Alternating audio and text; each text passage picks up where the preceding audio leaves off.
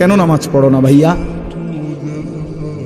এই বাপ, মুসলমানের বাচ্চা, কেন নামাজ পড়ো না?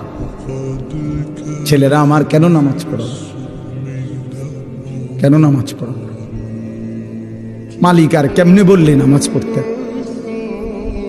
রাসূলুল্লাহ সাল্লাল্লাহু আলাইহি ওয়াসাল্লাম হাসরের ময়দানে জিজ্ঞাসা করবে, উম্মত, পিঠটা তায়েফের পাথরের আঘাতে চাল্লির মতো ছিদ্র বানায় ফেলছিলাম, ক্ষুধার কষ্টে পেটে পাথর বাঁধছিলাম, 3 মাস আমার ঘরের চুলায় আগুন জ্বলে নাই, আমি উম্মত দান দান শহীদ করে রক্তে ভাসে গেছি, 23টা বছর আমি কোনোদিন ঠিক মতো ঘুমাই নাই, এত কাঁদলাম, এত রক্ত ঝরাইলাম, বিনিময়ে তোর কলজাটা নরম করতে পারলাম না,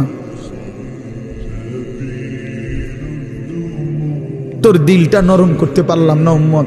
আমি আর কত কাঁদলে তুই আমার কথা শুনতা? আমি আর কত রক্ত ঝরাইলে আমি নবীর কথা মনে পড়তো? বলেন, কি বলবেন ভাই? বলেন, কি জবাব হতে পারে তখন? আল্লাহ